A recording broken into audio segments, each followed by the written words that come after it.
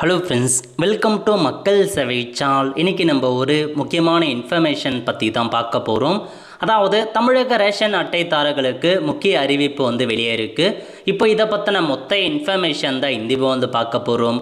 இந்த video skip பண்ணாமல் ஃபுல்லாக பாருங்கள். அது மட்டுமல்ல, இந்த வீடியோ நிறைய பேருக்கு ஷேர் பண்ணுங்க. ஓகே, அதாவது ரேஷன் அட்டைதாரர்களுக்கு முக்கிய அறிவிப்பு வெளியே இருக்குங்க.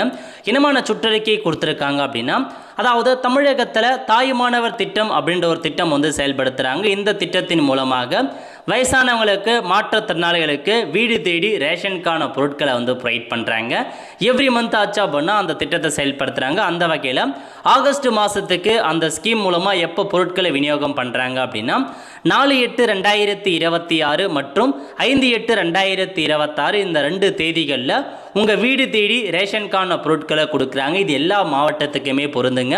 பொது விநியோக திட்டத்தின் மூலம் எல்லா மாவட்டங்களிலுமே வயது முதிர்ந்தோர் மற்றும் மாற்றுத்திறனாளிகளின் இல்லத்திற்கே சென்று பொது விநியோக திட்ட பொருட்கள் ஆகஸ்ட்டுக்கு இந்த 2 நாட்களில் வழங்குறாங்க. அதனால் இந்த 2 நாட்களுமே வீட்டிலே இருந்து உங்களுக்கான பொருட்களை வாங்கிக்கோங்க அப்படின்ற மாரி தெளிவாக ஒரு அறிவிப்பு கொடுத்துருக்காங்க. ஸோ அதனால் பயன்படுத்திக்கோங்க. இந்த மாதத்துக்கு, அதாவது ஆகஸ்ட் மாதம் 4ஆம் தேதி 5ஆம் தேதி 2 நாட்களில் ஒரு நாள் உங்கள் வீடு தேடி பொருட்களை கொடுப்பாங்க. அதனால் ரெடியாக இருந்து வாங்கிட்டு வந்துடுங்க. இதான் உங்களுக்கான அப்படி எல்லா டிஸ்ட்ரிக்ட்லையுமே பத்திரிகை வெளியிட்டிருக்காங்க.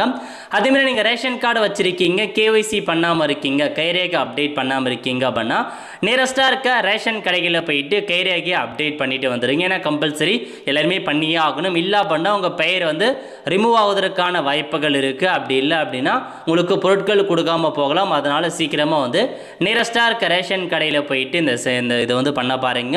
ஒருவேளை வெளியூரில் இருக்கீங்க அப்படின்னா வெளியூரில் இருக்க ரேஷன் கடைகளில் இந்த சேவையை நீங்கள் பண்ணிக்கலாம் அப்படின்ற மாதிரி தெரிவிச்சிருக்காங்க.